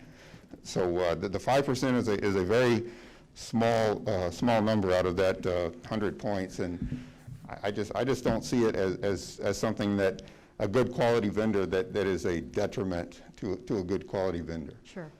So. James, I just want to tell you, I appreciate that information. That is really helpful, and it's a valid point that whenever we're talking about a security team, they do need to have that experience, and I appreciate you bringing that up. Is there a chance that we could have in the future to talk about the points system that is used for rewarding on relationships at some point? I don't know how that can. Would that be a policy meeting? All right, thank you very much. I can fix that real quick. Thank you. Bart's, let's get that for the next policy meeting. Okay, so that's. And the last one? 11. Before you go on to 11, Yes, just to be I'm sorry. clear, so for number 6, those vehicles are used for, those are maintenance vehicles? They can be anything. They can be vehicles that they use to go to conferences. You know, if we go to conferences, we see, you know, Rockwall ISD, and there's a, you know, an SUV or something where they transport 3 or 4 or half a dozen people, pre-COVID, obviously, to conferences to save money or to go to meetings or things like that. It's mainly, with these two vendors, it's mainly more of your mundane type, an SUV on down. It's not like big loaders or things that are going to do excavating out in the dirt or whatever. They're separate contracts, and there's even like a Zimmer or Kubota and some of these heavy equipment dealers that are separate that we have on contract. But enterprise, if you just think of enterprise when you rent a car, pretty much everything you're going to rent in that enterprise fleet is pretty much the things that they're going to manage for one of our members as far as on this contract. Is that good? Yes, sir. Sumner? Yes, Trustee Sumner? Yeah, Enterprise is, I think, the largest rental fleet company in the United States. They rent trucks, cars, anything, any kind of vehicle, not construction stuff, but so they're very flexible as to what is offered to a Choice Partners customer. And to Trustee Sumner's point, it could be moving vans or flatbeds or things like that, but probably not the things that have the big knobby tires that are going to dig in the ground and things like that. That's kind of a different world. That help? And number 11, we good so far? Okay. Number 11, consider assignment.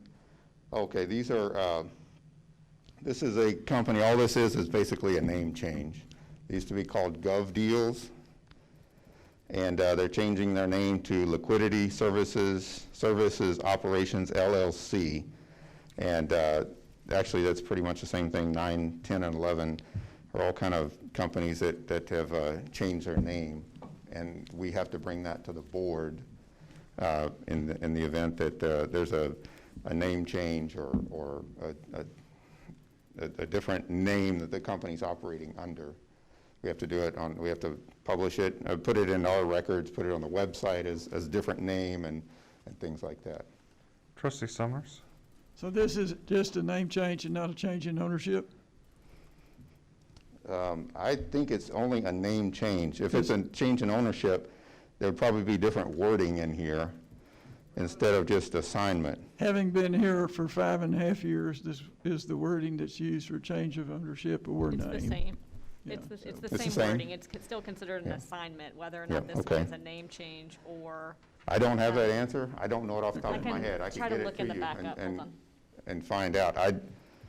The backup documentation. Well, my I don't only know. reason for asking this question is because I know that we would really need to revet the whole situation when we get a new owner, as opposed to just a name change. It is a new owner. It's the, It is? according to the backup, it Good eye. is Auctioneer Services from Liquidity Services Operations LLC, who's acquired all the assets of GovDeals, Inc. So it's a change in ownership. Okay. I believe, though, Jeff, don't you guys, whenever you receive the request, Jesus is shaking his head, thank you. Whenever you receive an initial request to assign a contract, you guys do some due diligence on the acquiring company. Yes. To ensure that it fulfills the standards of the That's contract. typically the And the coordinator. contract language itself doesn't allow an assignment without our prior written consent, which is why you guys are seeing it here at the board. Why we're Other giving it- contracts with other entities, not here at HCDE, sometimes will allow a vendor just to assign the contract without permission, just upon notice to the governmental entity. Our contracts require that they get our prior written consent prior to doing so. And I'm getting texts that they were bought out, probably by a larger company. And Trustee Duhon, to the original, they're saying that there were 3 originally awarded back in 16.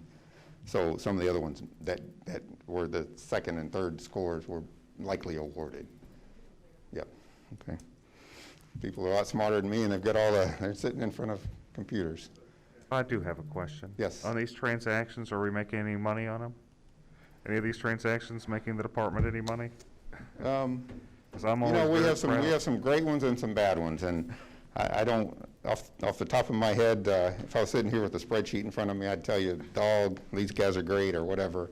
But I don't know from a lot of these. I can't tell you out of memory, Well, especially some of these newer ones. I'm hopeful you are making us money, because I think it's really cool, the structure we have. I'm always am proud of it, that how we turn $1 into 5. I We're always trying to get rid of the dead wood and bring on fresher wood, basically, all the time. You generate revenue to the department by how you're doing it. Okay. Did I answer on 11? Okay, we good? I have a question for our attorney, and maybe also for the board itself. Maybe we should amend it to include all of the items. Maybe I should. You are more than happy to, Should we amend the agenda item to include all the items? Trustee Norris and Trustee made the motion, and Trustee Cantu seconded. Because what I don't want to do, is I don't want to put Trustee Hinojosa in a spot where maybe you're going to vote for 1 and you weren't going to vote for 4. Are you comfortable with us amending it to have them all on a yes or no vote? Okay. And maybe if we can we do a friendly amendment for that? Yes, okay. Okay. Okay, so maybe we might get somewhere. Okay. Do I need to reread it, or are we okay? No, sir, it's just for the record, it's a friendly amendment to approve items E1, 2, 3, 4, 6, and 11. Okay. Okay, so we had our discussion. Anything else to discuss? I'm hoping not. I see no more. Okay, let's put it for a vote. All in favor? 6. All right, good job, guys. Okay, let's move on to the non-consensus. First reading the following revised local policy. And we don't vote on the first reading, right? No, sir. Okay. I do have copies if you all would like. 2, 3.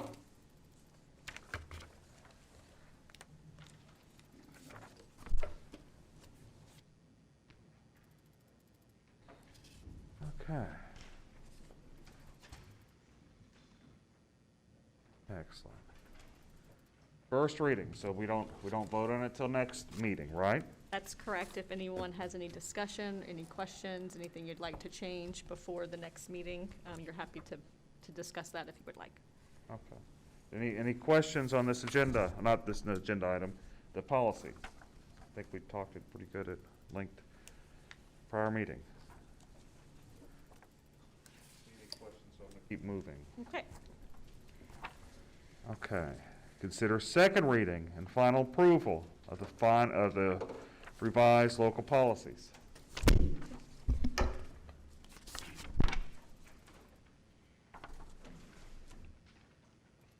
Oh.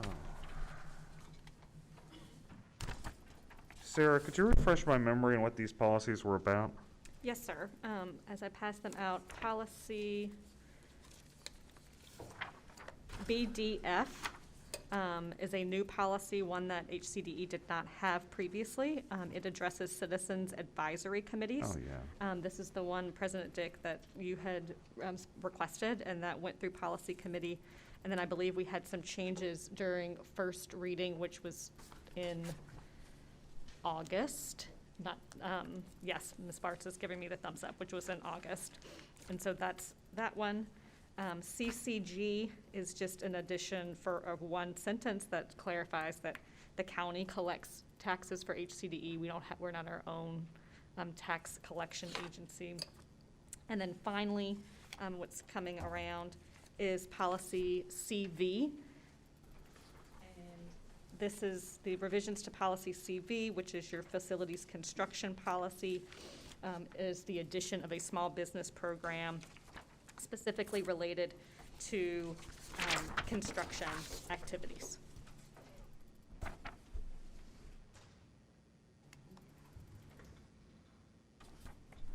Does any board member have any questions on these policies? I have a question. Let's start with Trustee Sumner.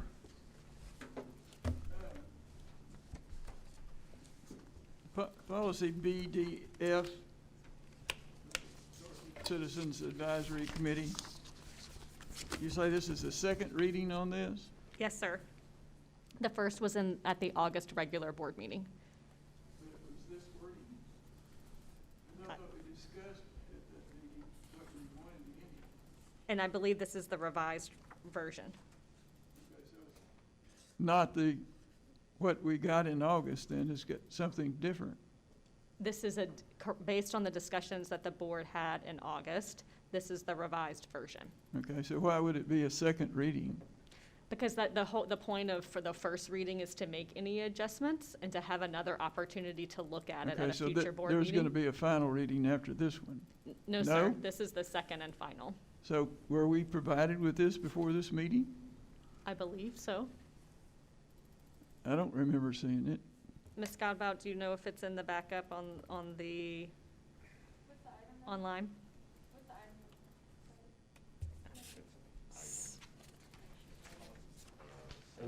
7B. 7F. It should be. If it's not in there, we'll get it to them. It's not in there. Need to get it in advance, not afterwards. I don't know why it's not in there, but it's not in there. It's not in at least it's not in Bass. Right. You're right. I don't know why it's not in there, but. So I'd like to offer that we not approve this until next month. Do you have any specific concerns? Well, I haven't had a chance to read the thing yet.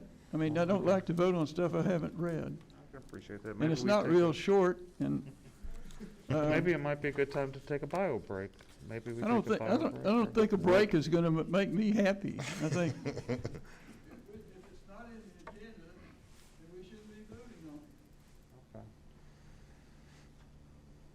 James, did you have something to add? Yeah, I actually have had the opportunity to read through it, and there's a little bit of language that I think we might need to give some attention to this policy. I'm going to make reference to paragraph 6. Advisory committee established by the board shall serve at the will of the board. The board may at any time discontinue such an advisory committee or transfer all responsibility of the advisory committee to the superintendent. You get a No, bag, don't I you? don't care for that. You get a bag. So I've got several highlighted things in here that, I think the thing that I'm only concerned with is how the advisory board gets created and how it gets dismantled. And then the scope of authority of the board, the purpose that it has, because ultimately throughout this policy, there's implication towards administration to be actionable on items coming from the advisory board. And the administration is hyper responsive to the governing body of Harris County Department of Ed, and not some committee, ad hoc committee put together of people who have not been duly elected to serve as the governing body of Harris County Department of Ed. And so even if that advisory committee were to direct administration, i.e. the superintendent, to do something, this superintendent will absolutely not move until 4 board members tell him to. And so it would be a wasted step, I think, at that point. So I don't know. I think there's a way we can find a happy medium where we can agree to some language. But there are several triggering mechanisms in this that give this advisory committee perhaps more authority than it might need. And I think the board should reserve that authority to themselves to be able to direct the superintendent administration to take action. It's just tweaking, I think, of language that needs to happen. I know what the spirit of the policy is, because we have lengthy discussions about that. What do you propose we do, James?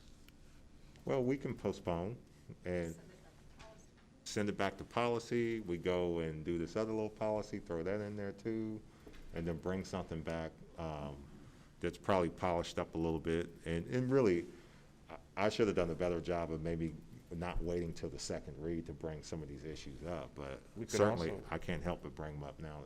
On the flip side, we could also pass it and amend it in policy committee as well. Yeah, well, I've been taught by this board not to do things like that. I was just saying what else, This those board are the has trained options. me quite well to get it right up front and then have it approved. Let me weigh in here. There's absolutely no emergency for passing this item. We've never even had this before. So waiting another month to get it the way we want it makes all the sense in the world to me. Passing something and then relying on a future amendment to put it the way you wanted it, that's the way the legislature screws things up. I don't disagree with you. All I was saying was what we can do, what our options are. Does any other trustee have any opinions on this? President Dick, if you would like, I could have us convene a policy committee prior to the next board meeting in November. And then there was another agenda item that needed to be incorporated that too. And so we can meet, and it's open for the entire board to come. Before I'm inclined to go that way, I'd like to see if any other board members disagree or have any strong opinions on this. Because I heard from you, and I appreciate your opinion. I heard from Don Sumners, and I appreciate his opinion as well. But if someone else has a different opinion, I want to hear it. So, I do. Trustee Enosa. Hi. I recall, and this is, I'm going to go a little bit off this topic for a second and then in order to come back to it. But I recall we talked about having appointments for the trustees as ambassadors to pursue certain specific goals. That's true. And so I'm clear on the direction of why we would want to do that. I'm clear on the need for that. I'm still not entirely clear on why we're doing an advisories committee. So what is the purpose of this? What are we hoping to achieve in being able to set up an advisory committee that we can't achieve now without one? Excellent question. And I think we do need to send it back to policy, because those are the type of questions that we're going to have in the policy committee on why it would be existing and the purposes of it. And I can answer now if you want me to, but we're also in a board meeting, and I don't want to spend a lot of time and lengthy discussion on this. All I was trying to do, Amy, is I was trying to see what the temperature was of the board, whether there was a disagreement. But it seems like we do have a consensus to send it back to policy committee. So I'm not trying to be anything. I'm happy to have that discussion with you. But I think this might not be the right time. Okay, I agree. Any other opinions? I see none. Do we do it by motion, or how do we send it back to Since there's policy? no motion on the floor, if someone wanted to make a motion to approve item B and C, CV local and CCG local, or are you wanting to send all of them back? Or are there any concerns with CV local or CCG local? So in other words, you would just make the motion without including BDF, because that's going to get sent back. To approve. Hold on, B Don. and C. Slow your roll. I want to hear if anyone else has any other concerns.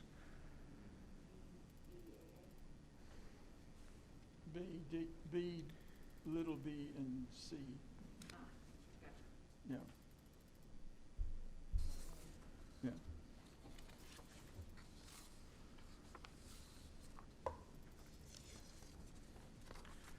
Okay, so I don't think there is any other, there seems to be no concerns with BDAA, No, sorry, BDAA is just first reading. Okay. So we're only talking about CV local and CCG local. Seem to be no concerns with CV local or CCG local, and I haven't heard any concerns with BDAA local either, because it'd be now the time to say something. So maybe let's approve. And these two would go into effect immediately? Correct. Okay, These just making two sure. will. Okay, so Don, go on, make your motion. I think I made the motion, somebody second. You made a motion. No, we just need a second. didn't Mr. hear it. Sumner's moved to approve CV local and CCG local. Seconded. Okay, any discussion? This is for 7B? Did we already vote on A? There's no vote on A. Okay. It's just first reading. CCG. That's where- if I can get this right. Okay, so any discussion of those two? I see none, let's put it for a vote. All in favor, raise your hand. Okay. I'll send back BDF to Policy Committee. Okay, let's move to C.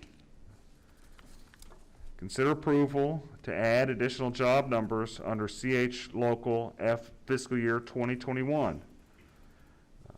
Do we have a motion? Trustee Norris made the motion. Do we have a second? Trustee Cannon seconded it. Do we have any discussion on this? Seeing no discussion, let's put it for a vote. All in favor, raise your hand. Okay, passes unanimously. D, consider adoption of a resolution concerning emergency administrative leave with pay in accordance to policy DEA. Do we have a motion? So moved. Trustee Trustee Duhan made the motion. Do we have a second? Second. Trustee Norris seconded it. Do we have any discussion? Trustee Sumners. I'm really interested in the who possibly could have been affected by the storm Beta, because it was really a dud here in this area.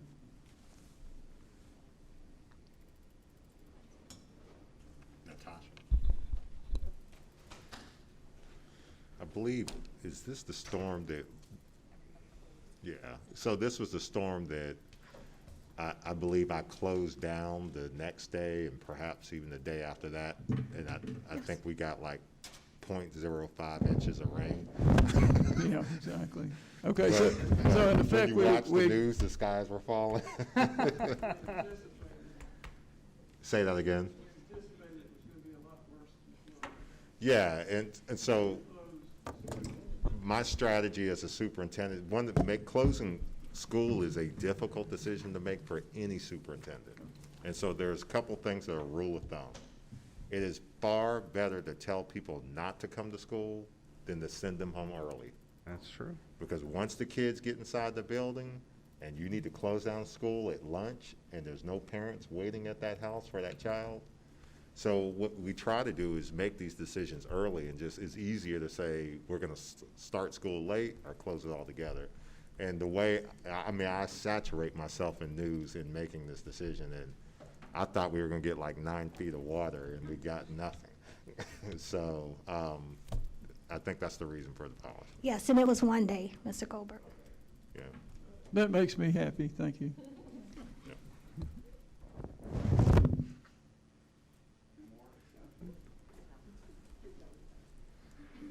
See none, let's put it for a vote. All in favor, would we have a motion and a second, right? Okay, just, so I'll look, I was making sure I wasn't messing up. Okay, all in favor, raise your hand. Okay, I'm good at messing up, so I'm just making sure, okay. It's done, we're done, down to E. Consider approval and award of RFQ 20055KJ Construction Manager Agent Project Manager Services to the following proposer. Do I have a motion? So moved. Trustee Norris made the motion. Do I have a second? Seconded by Trustee Cantu. Do we have any discussion? Trustee Sumners. For all of those, all the improvements that we're gonna make? No, sir, it's for 3 out of the 4. We're gonna stick with our internal folks to build AB East. Okay. And this is for the other 3 So it's projects. the adult center, Yeah, we're using the same floor plan for AB West to AB East, and we own that property, but this is for the adult center, the middle school, and this Irvington Okay. project. well, you picked one of the best firms. Thank you, I'd like to thank, yeah, they've got a great reputation. I've talked to Been 5 around for a different long time. superintendents.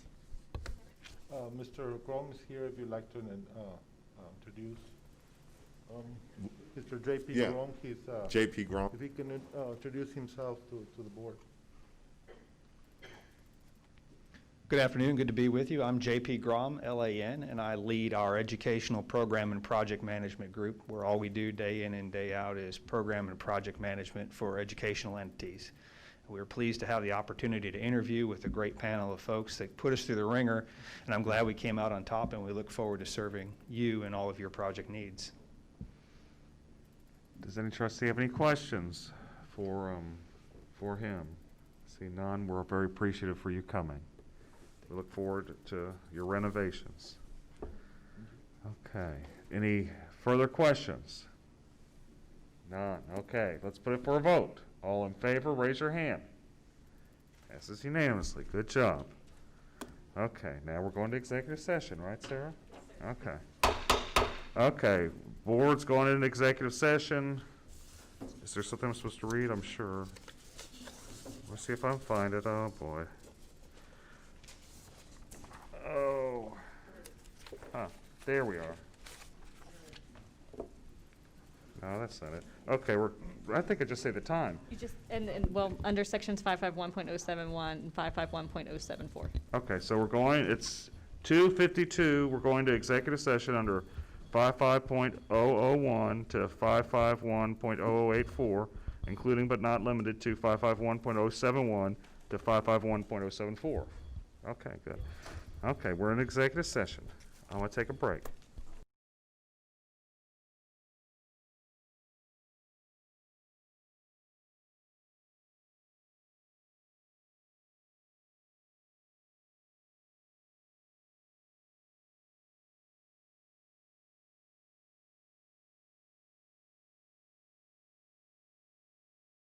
It's 3:34 p.m. We are back. Do I have a motion? This is not okay. So, I move that the Board of Trustees find that Ramona Calax, did I pronounce that right? Calax failed without good cause to comply with the with the resignation requirement of the Texas Education Code and abandoned her Chapter 21 term employment contract, and to authorize the superintendent or his designee to file a complaint with the TEA SBEC regarding the same.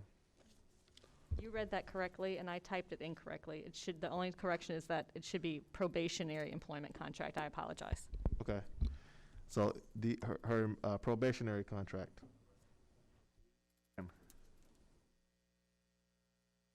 Second made by Trustee Sumners. Is there any discussion?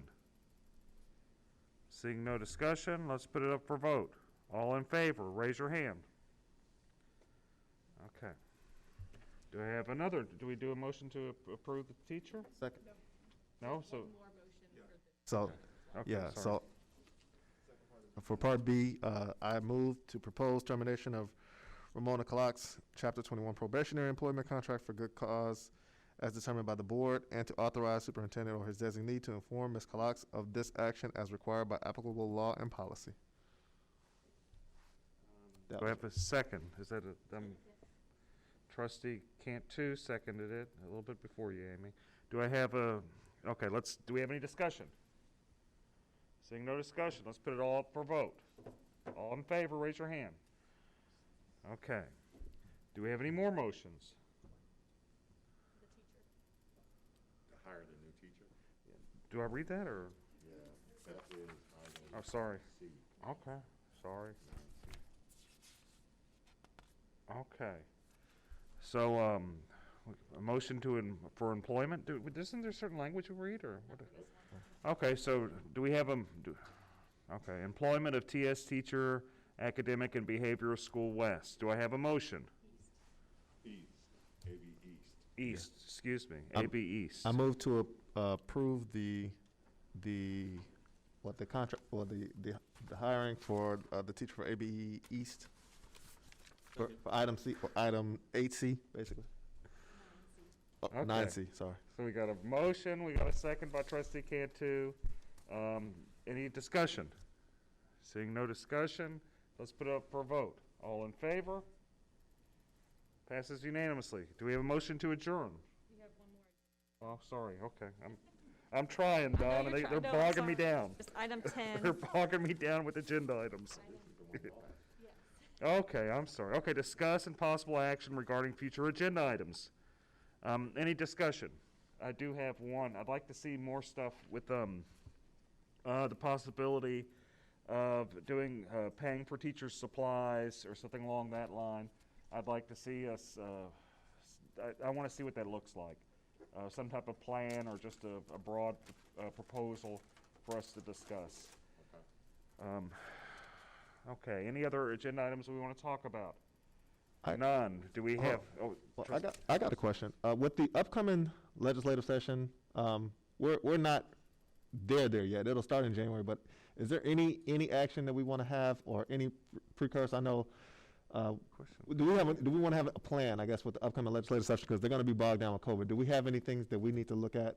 I guess, if so, I'm just curious on the administration. If so, now would probably be a good time to think about it before they go into session and we get hit with something surprising.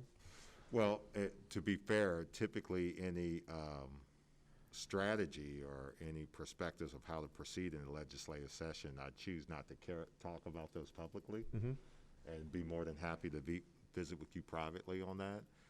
The legislative session really won't crank up until January, and I'm curious to see how they handle that with COVID. I mean, if you ever go to the Capitol during the legislative session, it is crowded. It's packed. So I'd be more than happy to meet with any trustee individually with that, but certainly we need to keep our playbook to ourselves.